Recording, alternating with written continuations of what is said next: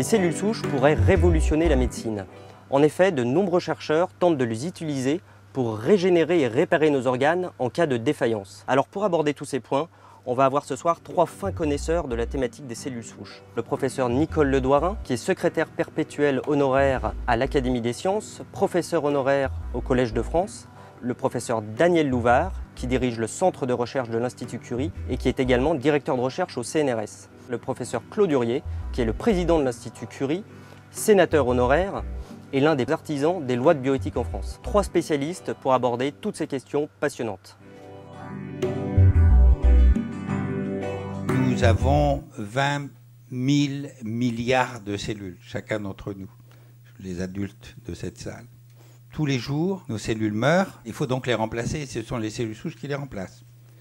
Et on en fabrique 20 milliards par jour, 1 millième de renouvellement permanent.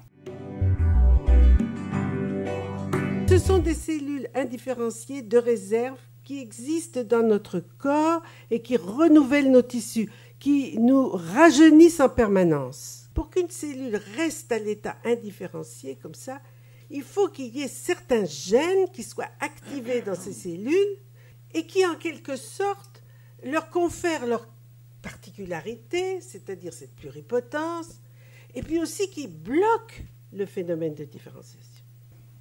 Les cellules souches embryonnaires ont cette extraordinaire capacité de donner de nombreux types cellulaires. On peut les cultiver et dans la mesure où on arrive à les obtenir à partir de l'espèce humaine, on peut envisager de régénérer tel ou tel organe qui aurait été lésé mécaniquement par un accident. Alors pourquoi ces interrogations sur les cellules souches embryonnaires? On est dans le dilemme, c'est-à-dire l'interrogation, le questionnement sur la nature même de l'embryon humain. Alors certains font apparaître, entre autres, comme limite, le préembryon, c'est-à-dire l'apparition de l'ébauche du système nerveux. Les Britanniques, hein, Oui, entre autres, ils ne sont pas les seuls. Ça introduit donc une référence morphologique, alors même que ça n'a aucune signification par rapport à la valeur même de ce processus embryonnaire qui vient de débuter. Les espoirs de la médecine régénérative font réapparaître ce conflit de valeurs entre les espoirs jusqu'à maintenant non satisfaits de l'utilisation des cellules souches embryonnaires humaines et au contraire, les espoirs qui s'élargissent rapidement et qui concernent l'utilisation des cellules souches adultes ou des cellules souches induites. Est-ce que grâce aux cellules souches embryonnaires, on pourra créer de nouveaux êtres? Oui, mais c'est pas simple. Par exemple, on va prendre un ovocyte humain, un ovocyte, une gamète femelle, on va lui enlever son noyau et on va prendre une cellule souche qui provient d'un embryon qui n'a jamais existé en tant qu'être humain et on va mettre le noyau de cette cellule souche dans l'œuf. Alors, c'est quelque chose qui est considéré comme un crime contre l'humanité en France de faire ça. Est-ce qu'on peut déjà imaginer un temps probable de l'utilisation de ces cellules souches pour renouveler, par exemple, le cartilage, un os? Est-ce qu'il y a déjà des résultats positifs? Absolument, il y a des résultats positifs, même avec les cellules souches humaines.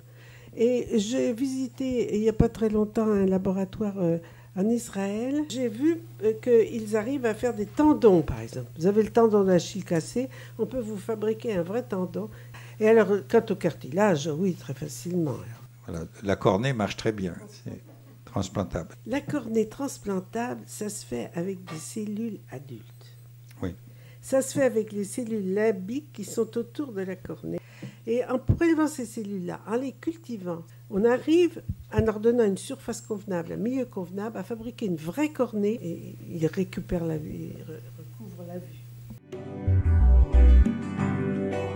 Parmi les espoirs qui sont suscités par ces recherches, il y a l'éventuelle guérison d'un des plus cruels cancers qui existent, c'est-à-dire le cancer du pancréas, d'une part. d'autre part, du diabète accidentel de type 2 dû à une maladie auto-immune, etc. Est-ce que vous pouvez, disons, mieux caractériser ces espoirs et l'échelle de temps dans lesquelles ils doivent être pris en considération? Le cancer, c'est quoi? C'est une cellule qui un jour divague et au fil du temps accumule une série de mutations qui vont l'amener à une forme de folie, de prolifération et de dissémination dans l'organisme, de capacité de dissémination pour faire des métastases. Néanmoins, si on est capable d'analyser la génétique des différents types de tumeurs, se pose la question de quelle est l'origine cellulaire de la tumeur. Je ne parle pas de tel organe ou tel autre organe, mais dans cet organe, qu'est-ce qui a donné, dans quel type de cellules se sont accumulées les mutations?